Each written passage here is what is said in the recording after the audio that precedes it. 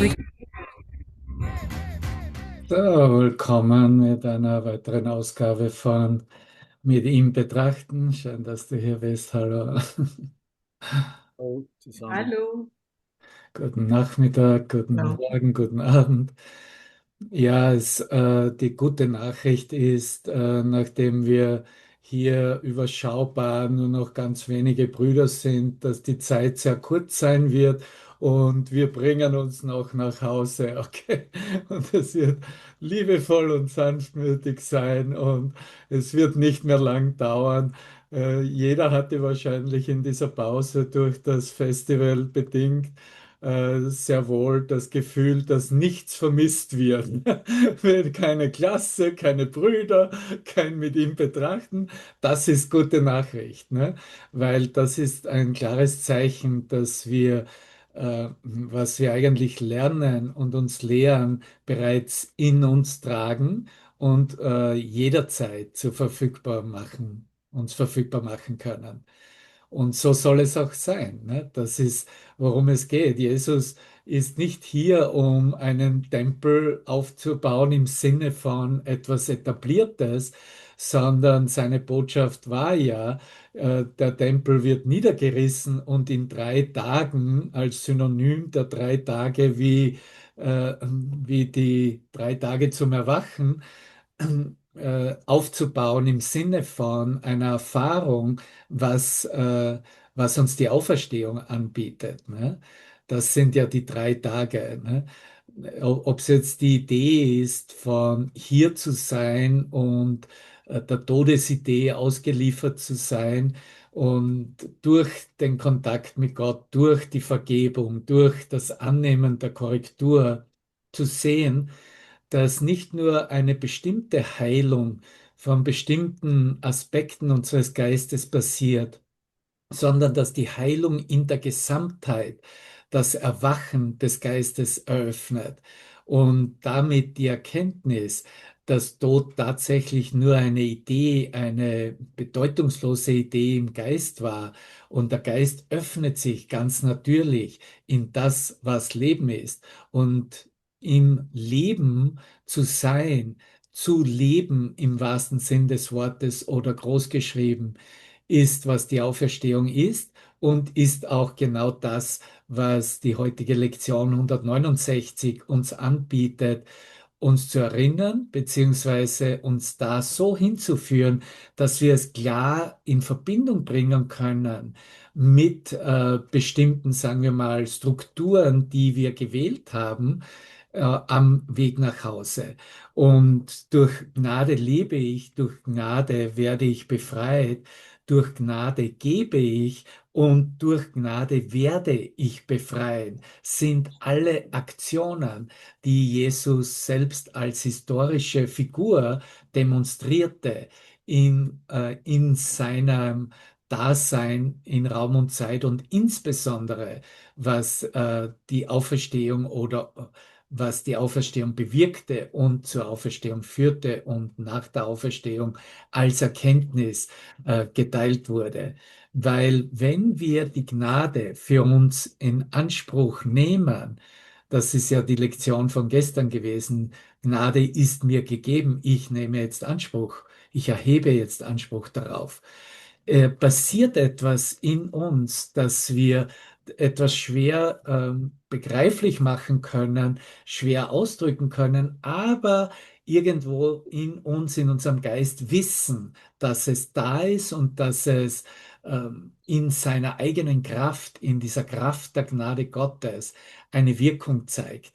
Und so ist es nicht von Zufall, dass gerade heute auch in diesen, was auch immer, verschiedensten Social-Media-Kreisen über Lichtsession diskutiert wird und ausgetauscht wird, was es ist, wofür es ist, wie es einordnbar wäre, wie es verständlich sein sollte und könnte, insbesondere für diejenigen, die eine solche Erfahrung noch nicht machten.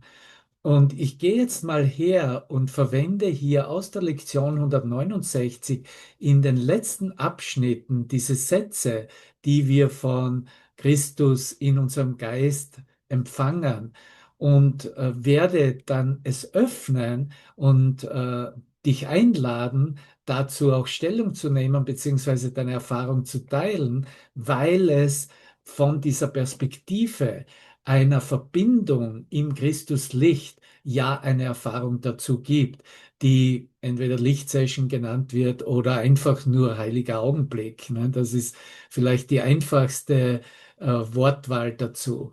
Und dass diese Form, wie sie sehr wohl in unseren Geist kommt, wenn wir um Hilfe bitten, wenn wir uns verbinden mit dem ganzen Geist unserer Brüder, weil der ganze Geist unserer Brüder ist der Christus in uns. Und automatisch treten wir in eine, sagen wir zuerst mal, in eine andere neue Wahrnehmung ein. Und wir sehen die Dinge ganz klar. Die Fehler, wir sehen genauso klar wie bereits das Licht, das gar keinen Aspekt von Fehler mehr erlaubt anzuerkennen oder damit zu gehen. Da mag vielleicht noch so ein Schleier da sein von einem Groll oder von etwas, was vielleicht noch nicht voll und ganz vergeben wurde, aber es wird bereits das Licht gesehen, in dem erkannt wird, dass es bereits vergeben ist, dass es bereits nicht mehr als Problem ähm, definiert werden muss, beziehungsweise gehalten werden muss. Und ich beginne hier in der Mitte des 12. Absatzes dieser Lektion 169, wo zum Ausdruck gebracht wird, dass wir nun um Gnade bitten. So, das ist schon eine Aussage. Zuerst muss ich darum bitten, wenn ich etwas in mir finden möchte, dass mir diese veränderte Wahrnehmung, diese neue Wahrnehmung, dieses Sehen mit der Schau Christi, dieses Sehen mit dem Heiligen Geist eröffnen soll. Wir bitten nun um Hilfe und er fügt hinzu, dass dies, worum wir bitten, die Gnade, um die wir bitten, die letzte Gabe ist, welche die Erlösung verleihen kann. Es ist der letzte Aspekt der Erlösung, wenn wir nach wie vor Ideen natürlich über Erlösung haben und damit es auf der Zeitlinie in irgendeiner Weise Zusammenhang bringen und damit wird Erlösung auch nur zu einem vorübergehenden Mittel, das im Zuhause keine Bedeutung mehr hat und keine Notwendigkeit mehr hat, sondern es ist dann in der Erlösung Leben, so wie er dann sagt, Gnade gebe ich, durch Gnade werde ich befreien. Du wirst buchstäblich zu dem Geber der erlösenden Ideen oder das, was Erlösung ausmacht. Aber wieder nur auf der Basis dessen, was wir nicht festhalten können, was wir nicht beschreiben können, was wir nicht wirklich definieren können und ganz einfach als Gnade bezeichnen.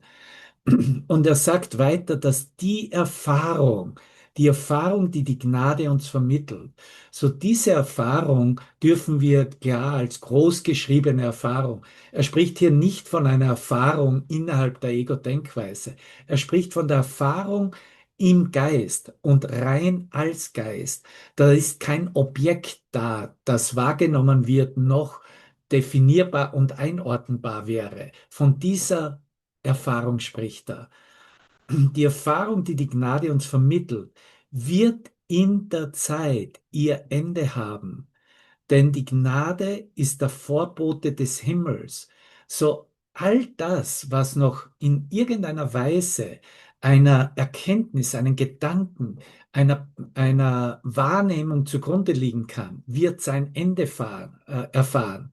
Und dadurch eröffnet sich die Erfahrung großgeschrieben als nicht weniger als einfach zu sein, selbst zu sein, wird in der Zeit ihr Ende haben, denn die Gnade ist der Vorbote des Himmels. So, hier ist es ganz klar, der Himmel selbst ist die Erfahrung großgeschrieben.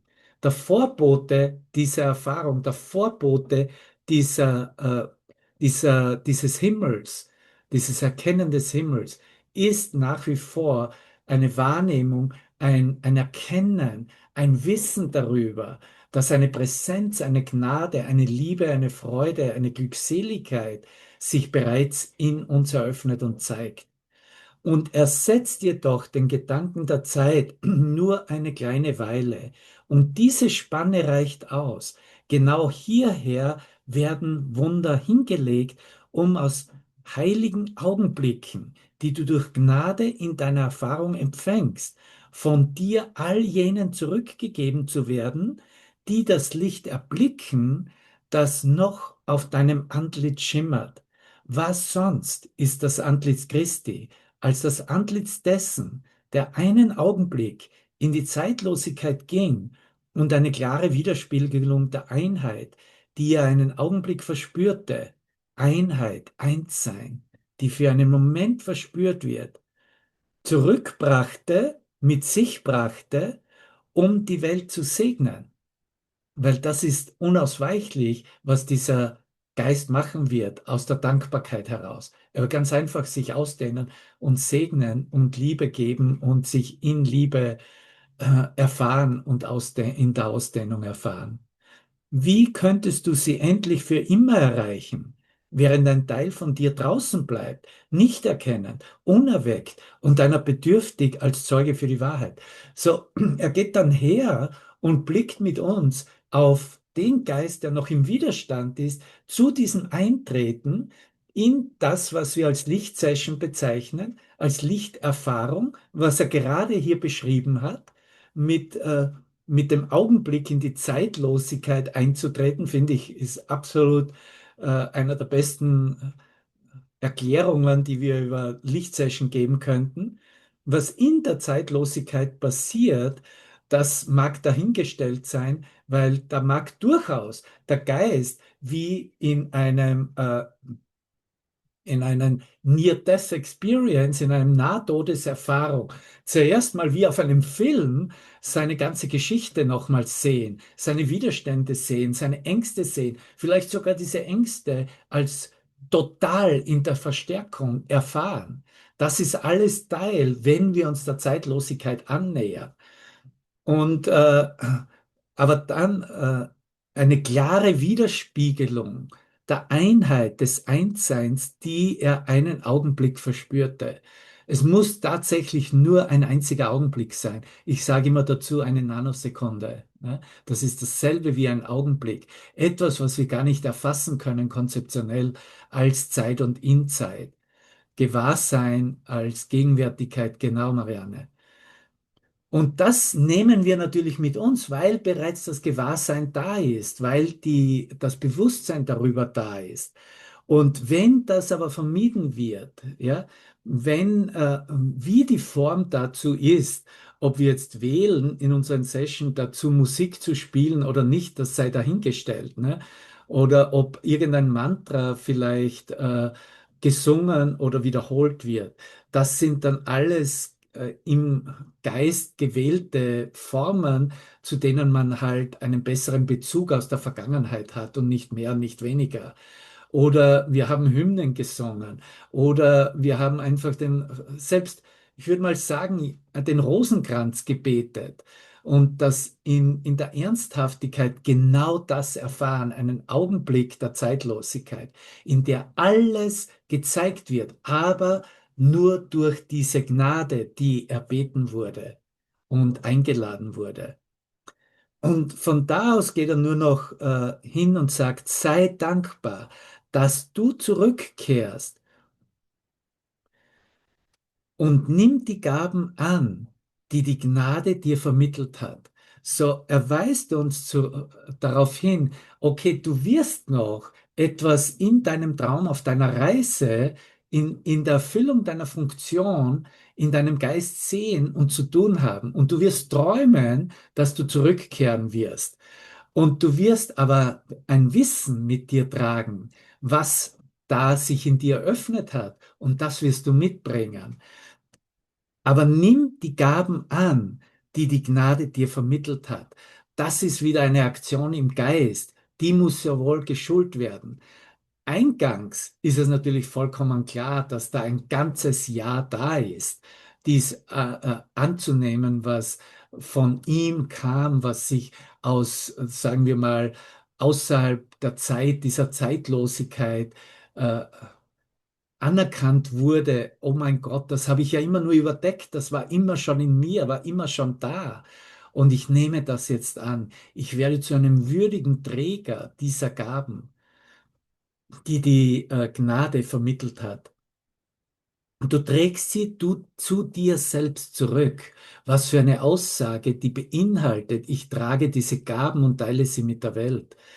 Alles, was wir miteinander teilen, alles, was wir uns geben und die Liebe ausdehnt, die Gnade vermittelt und spürbar macht, ist ein Hintragen und Zurückbringen zu uns selbst. Und die Offenbarung steht nicht weit dahinter. Ihr kommt, ihr Kommen ist gesichert. Ne? Das Offenbarung kommt, ist gesichert, ist gewiss. Wir bitten um Gnade und um die Erfahrung, die aus der Gnade kommt. Wir heißen die Befreiung, die sie allen bietet, willkommen. Das ist eigentlich, das sind die wesentlichen Aussagen und dann wird nur noch mehr oder weniger es zu Ende gebracht. Wir heißen die Befreiung, die sie allen bietet, willkommen. Wie ich sagte, wir bitten nicht um das, was nicht erbeten werden kann. Wir blicken nicht über das hinaus, was die Gnade geben kann, denn dies können wir in der Gnade geben, die uns gegeben wurde. In dem Sinne, in dem Verständnis erkennen wir an, dass uns bereits alles gegeben ist und dass ich nicht etwas jenseits von allem mir wünschen muss oder weiterhin suchen möchte. Das ist auch eine Falle, die das Ego am Schluss noch bereitstellt, ne? Zu sagen, das ist noch nicht alles, lass uns noch weiter suchen. Das hat aber nichts damit zu tun, dass der Geist offen bleiben soll für größere Versionen seiner Erkenntnis, seiner Verbindung mit Gottes Geist im Heiligen Geist. Weil damit ist die Funktion oder die Ausdehnung niemals beendet. Sei wachsam darüber, dass du nicht in die Falle gehst und der Geist dir, der Ego-Geist dir in dem Sinne erfolgreich vermittelt, du hast dein Problem jetzt erledigt, du hast es gelöst und du bist jetzt okay und du kannst dich jetzt wirklich zurücklehnen und kannst jetzt das, wo du stehst, äh, einfach als, kannst du in Stein hauen, kannst einen Tempel darauf bauen und du wirst Anhänger finden, die sich damit verbinden werden und mit dir in dem Sinne das feiern werden, was dein gegebenes Wissen darüber ist. Wir müssen klar unterscheiden wieder zwischen Wahrnehmung und Erkenntnis, weil in der Erkenntnis ist die Totalität immer gegeben, in jeder einzelnen Idee, in jedem einzigen Augenblick die Gnade zu erfahren, ist bereits jedes und alle Probleme gelöst. Aber auf der Wahrnehmungsebene, wo ich mich selbst noch wahrnehme, im Austausch oder im Geben, im Empfangen, im noch Sehen, Reflexionen meiner selbst, da gibt es immer eine höhere Version meiner selbst. Da ist nie ein Ende, weil das Ende, das, das erschaffene Licht Christi, sagen wir mal dazu, selbst ist, wo es keine Wahrnehmung mehr gibt, wo alle Wahrnehmung zu Ende oder erkannt wurde, dass nichts da ist, was wahrgenommen werden könnte und auch kein Wahrnehmender da ist. So, solange ich eine Erfahrung von ein Hiersein habe, solange gibt es eine größere Version meiner selbst, meines Geistes in der Selbsterkenntnis. Aber in der Erkenntnis selbst, die gegeben wurde, wurde bereits die Totalität, die Gesamtheit aller Erkenntnisse installiert, buchstäblich. Das ist wirklich, was Schöpfung ist. Und das wird erkannt in diesen heiligen Augenblicken, in diesen Momenten, in denen Gnade erfahren wird. Und sicher bringen wir es auf den Punkt und sagen, das kann nur und ist nur in diesem gegenwärtigen Moment möglich, hier und jetzt. Und alles andere ist nur mehr oder weniger eine Geschichte darüber oder ein darüber reden. Ich liebe es eigentlich so zu sehen, wie im menschlichen Geist die Geschichte, welchen Wert sie hat und wie wir selbst mit der Geschichte sehen, dass hier sich größere Versionen eröffnen und Erkenntnis dieser größeren Versionen möglich ist. Ne? Als Beispiel nehme ich mal die Aufstellung her. Ne? Vor 30 Jahren, als ich mit dem Kurs begann, und da waren nur ganz vereinzelte, die Aufstellungen anboten. Und die wurden eigentlich schief angesehen und fast verböhnt. Britta, du wirst vielleicht auch wissen. Und das war so, hä? Was bietest du denn da an? Das hatte nichts mit dem Kurs zu tun. Ne? So in der Richtung war es. Jetzt bietet fast jeder mit dem Kurs Aufstellungen an. Aber wenn du da ein bisschen eine Distanz einnimmst und ohne das auch zu beurteilen, jetzt ob das in irgendeine Kategorie passen würde, kannst du sehen, was die Aufstellung eigentlich anbietet und macht, ist nichts anderes als eine Erinnerung einer Geschichte. Ja? Ich werde hingeführt auf eine Geschichte, die ich mir selbst erzähle. Und diese Geschichte ist natürlich auch, jetzt, egal welche Rolle, Position ich mir selbst als jemand anderen zuteile und wie ich mich dazu fühle, das ist eine Geschichte. Ne? Und wie eigentlich diese Geschichte, welche Bedeutung die hat. Und wenn im Bewusstsein der Geist sich noch wirklich so sehr anhaftet an Geschichten, der ist natürlich Feuer und Flamme. Das ist, endlich habe ich jetzt die richtige Form meines Lernens gefunden. Ne? Und deswegen ist nichts falsch daran. Aber die Geister, die eigentlich sehen, dass alle Geschichten zwar dienlich sind, um etwas zu, das tue ich genauso in meinen Sessions, eine Betonung zu setzen, ne? Ein Beispiel zu geben. Ne? Dazu ist es absolut dienlich, damit ich es irgendwo mitnehmen kann, auch in meine täglichen Anwendungen, ne? Was ich an Erkenntnis in mir trage. Und wenn ich aber sehe, dass alle Geschichten letztendlich eine Geschichte ist und es ist meine Geschichte des Todseins und zum Leben zu kommen, ne? Und dass ich mir die Geschichte ständig nur selber erzähle, in dem Sinne drehe ich mich im Hamsterrad und dass die Geschichte, die ich höre, seit Anfang der Zeit eigentlich, wenn ich ehrlich mit mir selber bin, ziemlich langweilig ist oder langweilig war und dass mich eigentlich nur interessiert, wie es zum Leben kam und wie das Erwachen eigentlich dann noch als letzte Bezeugung und Erklärung und Deklaration zum Ausdruck gebracht wird, ja, was auch eine Geschichte ist, aber alles andere ist, und da ist natürlich dann nicht viel Attraktivität da, da diese Spielchen im Sandkasten miteinander zu spielen und wir stellen uns einander auf. Ne? Aber ich will nicht in Frage stellen, welchen Wert es für bestimmte Geister und Brüder hat, weil was kann ich dazu sagen? Ne? Weil der Wert, der sich eröffnet, ist ja auch genau der Wert, der gewählt wurde im persönlichen Geist und dem die Bedeutung gegeben wurde. Und durch dieses Öffnen, dass diese Bedeutung und diese Wertvorstellung sich nun als Resultat zeigt, zeigt sich natürlich auch als ein Fortschritt oder ein Erkennen von bestimmten Mustern, die dann neu gewählt oder abgelegt werden können. Ne? So all das, wenn wir das einbetten in Gnade, dann sehen wir auch, wie schnell es nicht mehr um die Geschichte geht, sondern um den Ausgang und das, was die Gabe ist und was als Gabe gegeben wurde und wir nun ohne Ängste und ohne Widerstände bereit sind, uns selbst und damit allen zu geben. So in diesem Sinne, wenn dir irgendwas in deinen Geist kommt, öffne dein Mikrofon und wir betrachten es mit ihm. Danke.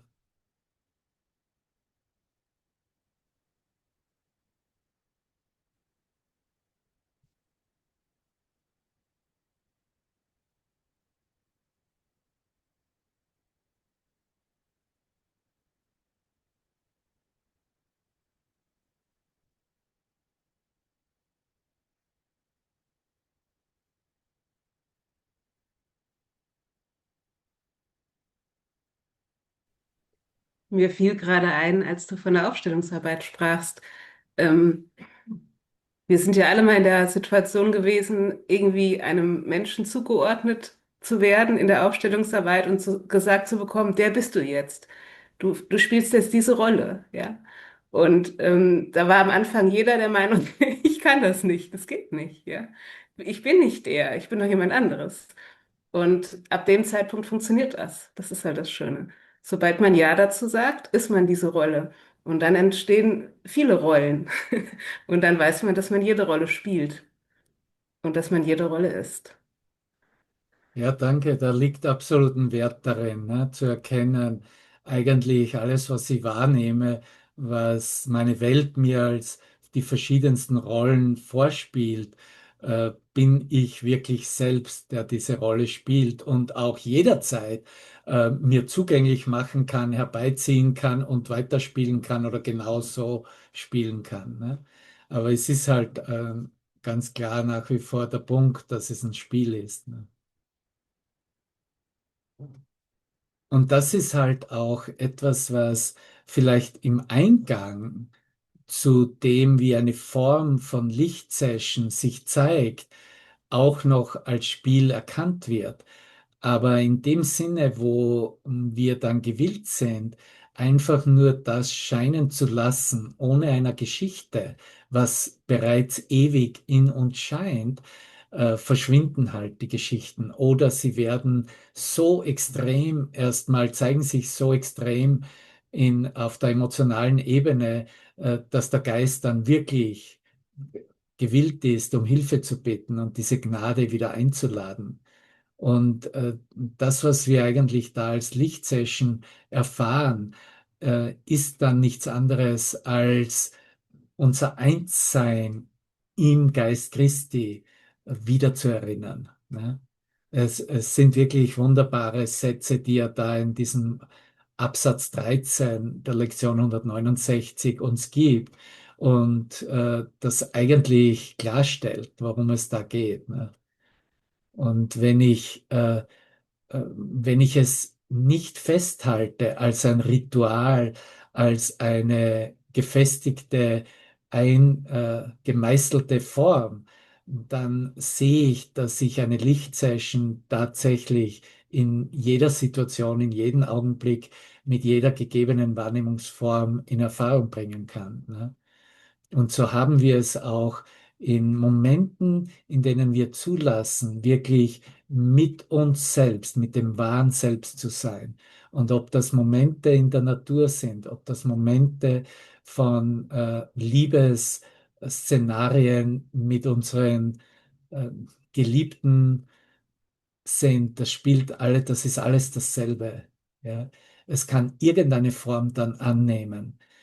Und warum darauf hingewiesen werden muss, ist eben, weil der Menschengeist dazu neigt, alles in Stein zu meißeln, alles zu etablieren, alles zum Götzen zu erheben. Und natürlich können wir auch diese Formen, die wir verwenden, um in diese Erkenntnis und Erfahrung einzutreten, zum Götzen machen. Und das ist der Grund auch, warum Jesus mit uns geht und uns versprochen hat, dass er bis zum Schluss mit uns sein wird. Und diese Botschaft als Kurs in Wundern der Welt gegeben hat, damit wir hier einen Leitfaden haben, einen Zugang haben, eine Verbindung haben mit etwas, was nicht mehr innerhalb des Raumzeitgefüges äh, ist, sondern von außerhalb des Raumzeitgefüges als buchstäblich als diese zeitlose Führung sich präsentiert und anbietet. Und natürlich sind wir dankbar dafür und absolut gewillt, diese Führung anzunehmen und auch zu benutzen. Aber diese Führung wird uns letztendlich immer darauf hinweisen, jede Form, jede Kategorie, jeden Götzen, jede Zuordnung wieder zu öffnen, loszulassen, wieder in Frage zu stellen, neu in Erfahrung zu bringen. Es ist wirklich so, dass wir bereits eine andere Erfahrung haben, wenn wir unsere Tagesroutine auf den Kopf stellen und nur in kleinen Aspekten anders machen. Und schon haben wir einen anderen Zugang. Wir erfahren uns selbst anders. Wir nehmen uns selbst anders wahr. Und das zeigt auch auf, dass auch in den verfeinerten spirituellen Formen sich immer etwas Größeres und Neues zeigen wird, wenn wir bereit sind, die Form an der Form nicht uns zu klammern und festzuhalten.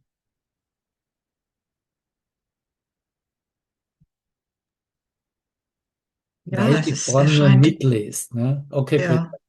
ja. Ich wollte sagen, hier, es ist wie, ja, wie ein Spielzeug, mit das man gespielt hat.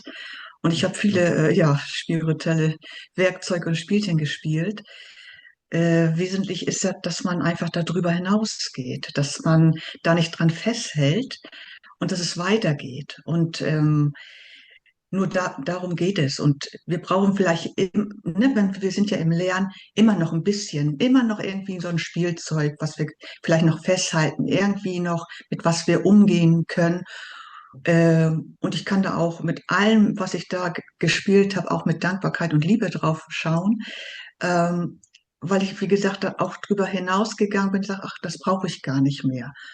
Und so sehe ich auch, wenn ich vielleicht wieder an etwas festhalte, ähm, dann kann ich eine Zeit lang damit spielen, aber mich führen lassen. So, inwieweit ist das jetzt hilfreich für mich? Brauche ich das noch? Oder was ist das nächste? Was ist dahinter? Also einfach nochmal dieses Licht, was da ja hinter allem ist, schauen zu wollen, damit man einfach auch diese Form nicht mehr dran anhaftet. Ich glaube, man kann noch mit vielen spielen, mit vielen, aber ich brauche nicht mehr diese Anhaftung dranhängen. Ja, ich bin ja immer in der Wahrnehmung, ich werde ja immer mit irgendwas zu tun haben, aber in einer Freiheit dann ja auch. Ja, danke, schön Ja, ausgedrückt. Es ist ja so, wenn wir ehrlich sind mit uns selbst, es wird ja ganz klar im Geist, ich weiß ja nicht wirklich, was ich brauche. Ich denke ja nur zu meinen, zu wissen, was ich brauche. Um zu erkennen, was ich brauche, bedarf es schon den Heiligen Geist und dieser Führung, ne? Weil das, was ich meine, was ich brauchen würde, ist dasselbe, was ich zu einem anderen Zeitpunkt meine, was ich nicht mehr brauche. Das ist genau dasselbe. Auch dafür brauche ich die Führung, die mir zeigen muss, was ich nicht mehr brauche. Ne? Das ist das ist wichtig, uns das selbst in Frage zu stellen. Und wie ich dich auch gut hören kann, du machst den klaren Blickpunkt und den Fokus auf die Führung. Ne?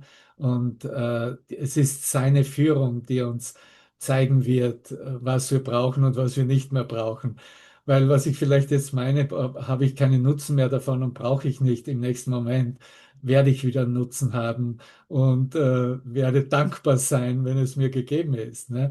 So, wir bleiben in dem Sinne absolut geistig offen und das ist der Grund dann auch, dass es kommuniziert, dass es nicht weder kategorisiert in einem Urteil festgezurrt ist und schon gar nicht verurteilt ist, sondern es ist bloß im Moment erkannt, äh, dass sagen wir mal so, der direkte Zugang, die direkte Kommunikation zu dieser Gabe, die durch die Gnade gegeben ist, ja einfach so äh, erkannt ist und geöffnet ist. Und in dem Sinne äh, bin ich zwar frei und kann das Spielchen mitspielen, aber ich muss es nicht mehr, weil ich weiß, dass der Zugang, der direkte Zugang gegeben ist. Ne? Ja, geistige Offenheit und Vertrauen, genau.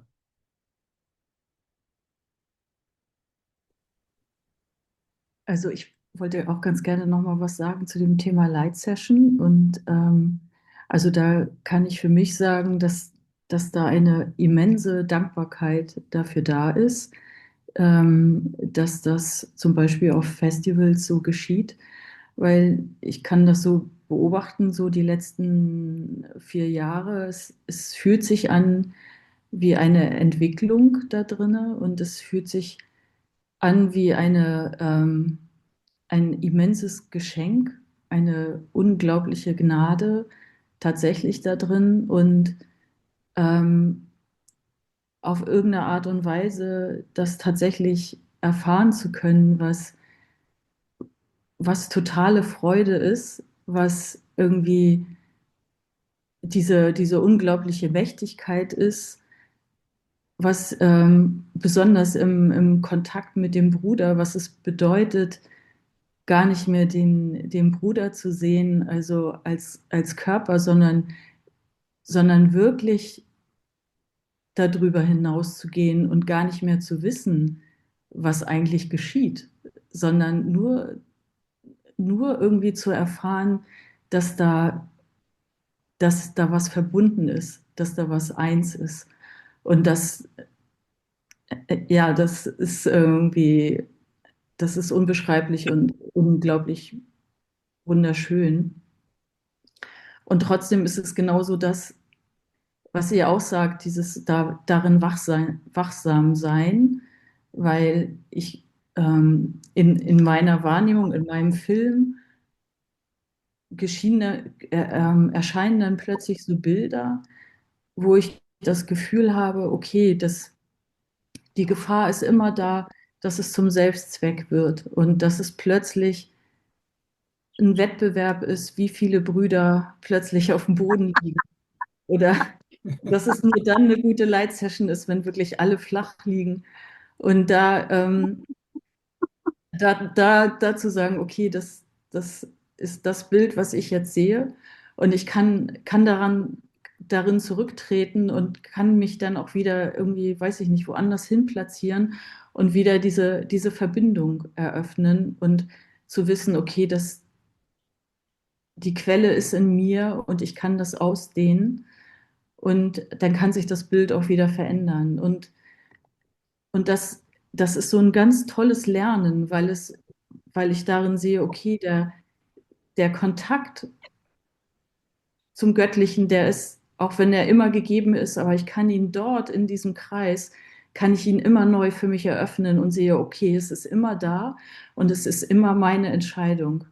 Und ja, also es ist ja Ja, und einfach wie du total richtig beeindruckend. beschreibst, danke Christiane, wie du richtig beschreibst, das sind auch bestimmte Ebenen, die in der Lichterfahrung durchgegangen wird durchgehen. Ne? Weil die wirkliche Lichtsession beginnt ja eigentlich erst, oder sagen wir mal so, dass es die Lichterfahrung großgeschrieben wäre. Die ist ja, wenn ich gar nicht mehr wahrnehme, dass jemand am Boden liegt. Ne? Solange der Beobachter noch intakt ist, ist es ja nur eine bestimmte Ebene innerhalb der Lichterfahrung, in der die Wahrnehmung noch eine Rolle spielt und auch der Wahrnehmende noch intakt ist. Ne? Aber was dann weiter passiert ist, dass sich diese Identität als Wahrnehmender und die Wahrnehmungswelt tatsächlich auflösen. In dem Sinne kann in einem Augenblick erkannt werden, dass tatsächlich keine Welt da ist und es keine Welt gibt. Das ist sehr wohl, was Lichterfahrung anbietet. Ne? Und äh, was du auch beschreibst, ist genau das, was wir in der Lektion gelesen haben, in dieser Aussage des Annehmens der Gaben. Nimm die Gaben an, die die Gnade dir vermittelt hat. Ne? So, ich werde angewiesen, diese Gaben, die von der Gnade kommen, anzunehmen. Und offensichtlich will auch Jesus mit der Botschaft der Geistesschulung des Kurses möchte und weist mich hin, dass es hier zu einer Erfahrung geht, der Lichthaftigkeit der Schöpfung selbst, er nennt es ja auch des Mitschöpfers mit Gott zu sein. Ja? Was kann ich denn da sagen aus konzeptionellen Lernen heraus nichts, aber aus der Erfahrung wird es auf einmal bedeutungsvoll. Ne? Dann, okay, jetzt weiß ich, was das bedeutet. Ja? Hier in Raum Zeit, innerhalb der Wahrnehmung, bin ich am Heilen, bin ich am Korrigieren, bin ich am Vergeben, habe ich meine Bilder, ist mein Ich noch da und so weiter. Und das wird verfeinert und das wird zur Heiligkeit geführt. Aber wo uns tatsächlich hinführt, ist, was die Auferstehung selbst anbietet. Die vollkommene Erkenntnis, dass hier keine Persönlichkeit, kein Selbst da ist, das sich selbst sieht, wahrnimmt oder definieren kann und dass tatsächlich nur Gott als einziges Faktum äh, einzig wahr ist und immer gegenwärtig war. Und alles andere verschwindet darin, wenn ich es nicht erhalte bzw. nähere. Ne? Und in diesem Sinne sind diese Phasen, die da durchgegangen werden, wo Beobachtungen noch eine Rolle spielen, ja nichts anderes als transformative Prozesse. Was wir sehr wohl immer wieder hören, und dem stimme ich teilweise zu, weil es in sich im Aspekt richtig ist, dass der Kurs als Werk, als geschriebenes Wort und als Führung zu einer neuen Wahrnehmung oder alles anders wahrzunehmen, eine neue Denkweise, einer Geistesschulung ausgerichtet ist, hat das absolut nichts mit einer Lichterfahrung zu tun.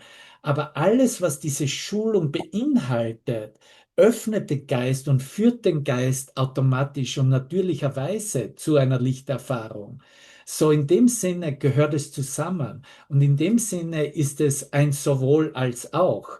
Ja, ich trainiere sehr wohl meinen Geist zu einer neuen Erkenntnis und zu einer neuen Denkweise. Aber ich nehme auch an, diese Gabe, die mir durch die Gnade gegeben wird. Und das heißt, ich mache keinen Widerstand hin zu, dass mir diese Führung zeigt, dass in Wirklichkeit gar keine Welt da ist und ich nach wie vor so bin, wie Gott mich schuf. So, es gehört zusammen, obwohl es ist dann nur eine Frage, was verstehe ich unter dem Zweck des Kurses? Welchen Sinn und Zweck hat der Kurs jetzt als Botschaft oder als Buch, als das Wort Gottes? Wenn ich das nicht einschränke auf Geistesschulung und neuer Wahrnehmung, dann kann ich sehr wohl sagen, dass zwar dieser Kurs als ein konzeptionelles Mittel erstmal ich für mich angenommen habe, aber dass er unweigerlich mich in eine Erfahrung führt, die nicht von dieser Welt ist. Und wenn ich dem nicht widerstehe, sondern sie annehme, dann werde ich mich in einer Lichterfahrung finden. Und das ist eine direkte Verbindung dann. Ne? Dann war das Mittel zum Zweck. Und wo ich ankomme, ist der Himmel selbst. Haben wir gerade gelesen. Ne? Ist der Himmel selbst. Ne? So, das Ziel ist in dem Sinne auch konzeptionell klar definiert, aber nur meine Erfahrung wird es wirklich machen. Ja? Und dafür, weil wir teilen offensichtlich so eine Erfahrung, sonst würden wir gar nicht dem zuhören oder es wäre für uns vollkommen bedeutungslos, was wir gerade hören und vernehmen. Ne? Und aus diesem Grunde wissen wir ganz genau, wie diese Worte, wie er sie auch verwendet in dieser Lektion, bereits aus unserer eigenen Erfahrung bekräftigt werden können und bekräftigt werden wollen. Marianne, bitte. Das gemeinsame Erleben, das ist es für mich, weil das ist größer, als ich es in der Welt finden kann und auch äh, reicher, reichhaltiger. Und das ist das, dass wir gemeinsam etwas erleben, dass wir gemeinsam einen Eindruck von dem bekommen, was ja immer schon da ist.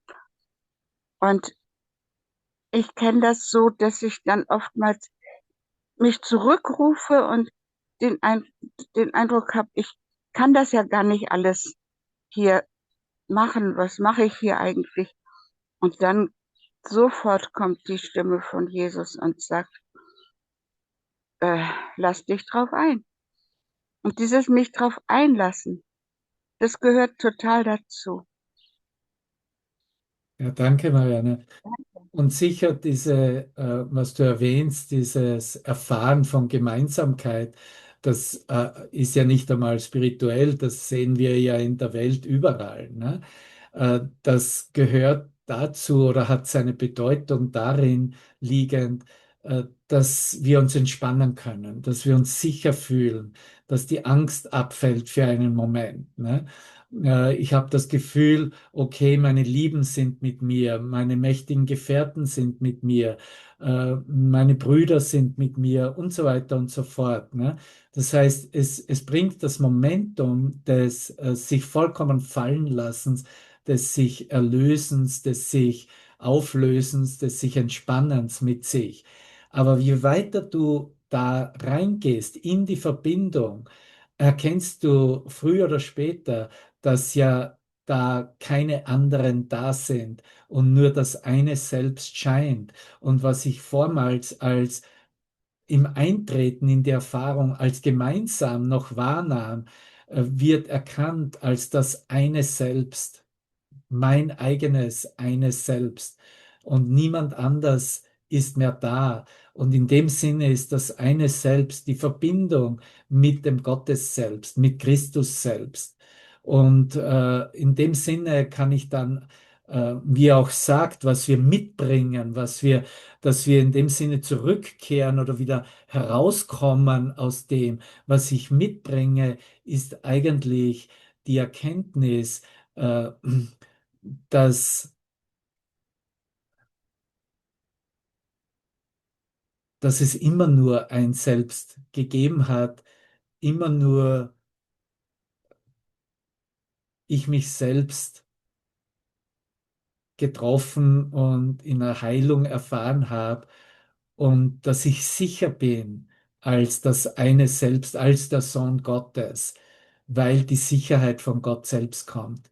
Und in dem Sinne brauche ich nicht mehr den Schutz oder die Sicherheit der Gemeinsamkeit, die uns über Tausende von Jahren aufgehalten hat in unseren folklorischen,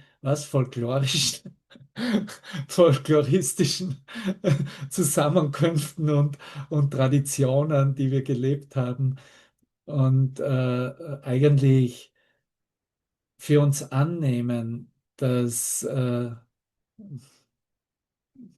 es okay ist,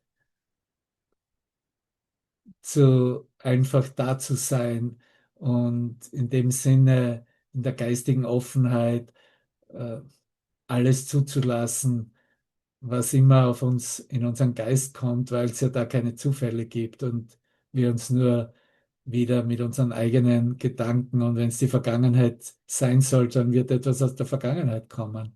Und wenn es nicht so sein soll, wird es sich als reines Licht erkennbar zeigen.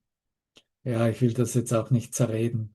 Christina, möchtest du gerne darüber sprechen, was du in den Chat geschrieben hast?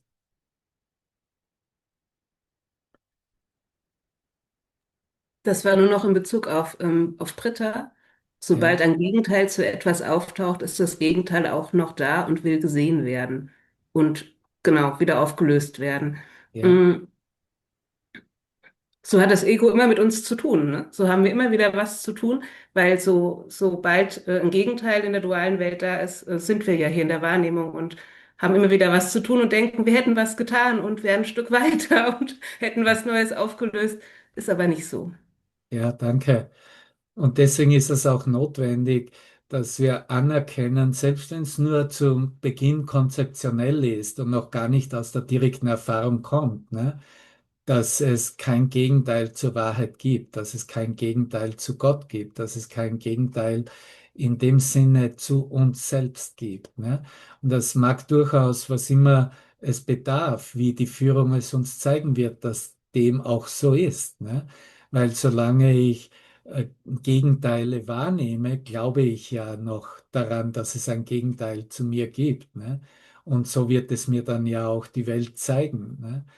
Aber ich kann zumindest den Geist schon so weit schulen und trainieren im Sinne von, okay, aber ich habe die Macht zu entscheiden, daran zu glauben oder nicht, ne, es wahrzuhalten oder nicht wahrzuhalten. Und je weniger, dass ich es wahrhalte, desto näher bin ich daran, dass es zur Erfahrung wird, dass tatsächlich kein Gegenteil, ganz wichtig zu mir selbst, ne? Weil wenn ich glaube, dass ein Gegenteil zu mir selbst Wirklichkeit hat, dann mache ich ja automatisch meinen Nächsten zum Antichristen. Geht gar nicht anders, muss ich so machen. Das ist nur durch die Auflösung des Gegenteils, dass ich in dem Sinne dann annehme, wie die Führung es mir zeigt, dass er eigentlich tatsächlich mein eigener Christus ist, was auch wieder konzeptionell gar nicht nachvollziehbar ist. Ne? Aber jeder, der diese Erfahrung machte, weiß es. Es ist ein reines Wissen in uns. Und somit gehen wir entlang in unserem Traum und durch diese neue Wachsamkeit äh, können wir zuerst in der Wachsamkeit sehen, wo wir noch Gegenteile wahrnehmen, wo wir noch Gegenteile Bedeutung geben und die führen wir auf die Wachsamkeit für das Himmelreich, ne? Nur für Gott und nur für das Himmelreich. Und damit verliert es an Energie, ne? Weil alles ist ja Energie, wie ich es in meinem Geist nähere. Und wenn ich aufhöre, das zu nähren, verliert es an Energie. Und damit kann sich der Teil der Erkenntnis der Wahrheit stärken und tut es auch.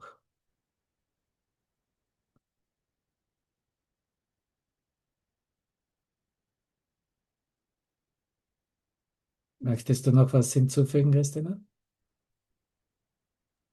Danke. Ja, danke. Ja, das ist ein wichtiger Punkt. Der muss auch in dem Sinne so geklärt werden, ne? Weil er nicht wirklich konzeptionell geklärt werden kann. Ne? Ich sehe ein Gegenteil und kann mir zwar sagen, okay, es gibt keine Gegenteile, ne? Aber es bedarf trotzdem dann die Erkenntnis aus der Erfahrung. Ne? Ich kann es zwar üben zu einem bestimmten Rahmen hin, aber letztendlich brauche ich dann die Erfahrung. Und diese Erfahrung kann keine andere sein als eine vollkommene Offenbarung. Ja? Das ist eine offenbarende Erwachenserfahrung. Nur diese Erfahrung, die zeigt, dass das Ich nicht mehr hier ist und dass keine Welt da ist, zeigt uns auch, dass kein Gegenteil zu Gott noch zu uns Wahrheit ist, nie oder Wahrheit sein könnte. Und dann beginnt erst das Offenbarungsspiel, sag ich mal, ja. Ja, Dieses, ja, sie werden wieder zu Kinder. Also ich fühle mich ja. dann, ich bin dann wie ein Kind. Ja, oder Und wir haben es in der Lektion geteilt, ne? ja, Das dann anzunehmen und mitzugeben und zu geben, ne? Zu teilen. genau, Ne? Ist absolut genau. dann, das ist der letzte Akt, den wir hier verrichten bzw. verrichtet haben. Und die Frage steht natürlich im Raum und ist eine berechtigte Frage, warum tue ich das noch, wenn ich ja schon die Erkenntnis habe in der Gesamtheit? Und dass ich das tue oder tun muss, ist, weil sich da etwas noch erfüllen will in meinem Bewusstsein, was noch irgendwo kleine Ansätze von Zweifel hat, ob ich wirklich der Träger dieser Botschaft und des Lichtes bin. Und erst im Geben Ja. vervollständigt es sich. Ne? Im Geben erfüllt es sich und bekomme ich ein inneres Gefühl, ja, ich habe jetzt alles gegeben oder ich gebe jetzt alles. Ne? Deswegen ist der Teil absolut wichtig, des Gebens, des Lehrens, des Demonstrierens, egal was da rauskommt, weil letztendlich gebe ich es eh nur mir selbst. Ne? Ja, und dass es stimmt. Also es war noch nie so was überzeugender als das, dass es stimmt, dass das die Wahrheit ist. Ja, Und dann wird die Welt irgendwann im Lachen enden. Das, das ist ja. wirklich, Aber auch das, das lasse ich mir lieber zeigen, was die ja, Wahrheit ist, ne? Weil da ja, mag ich schon wieder Momente haben, wo ich es austausche und wo ich das Konzept der Wahrheit, es mit einem Konzept der Wahrheit austausche, was ich meine, was Wahrheit wäre, ne? Weil letztendlich habe ich keinen Gedanken über die Wahrheit. Ich kann nur Wahrheit denkend sein. Ja, aber wenn ich schon einen Gedanken über die Wahrheit habe, das ist, was der Philosoph ist, ja, dann, und das ist wichtig auch, wir sind alle Philosophen, aber was wichtig ist, ist, dass ich mich ausrichten lasse, okay, dann muss ich mich wieder zeigen lassen, was in Wahrheit Sein ist. Ja? Und das zeigt er mir letztendlich wieder nur in der vollkommenen Stille und Frieden meines Geistes. Das ist ein Gedanke. Ne? In Stille sein ist ein Gedanke. Das ist der Gedanke Gottes. Halleluja.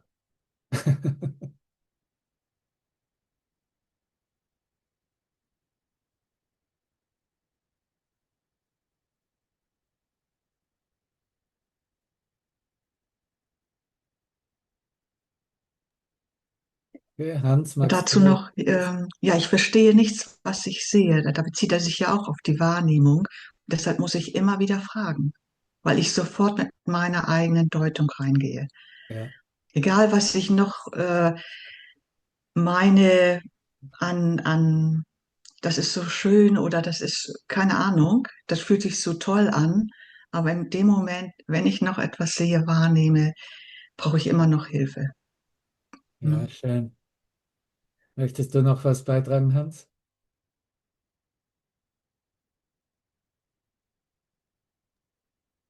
Nein, ich bin einfach gefolgt und Mhm. ja, bin dankbar für die Beiträge. Ja, Danke. danke dir für dein Dasein und dein Empfangen und Geben. Gut, dann habe ich noch einen Abschlusssong und wir lassen es bei dem. Danke, ihr Lieben, wunderbar, wunderbares Treffen.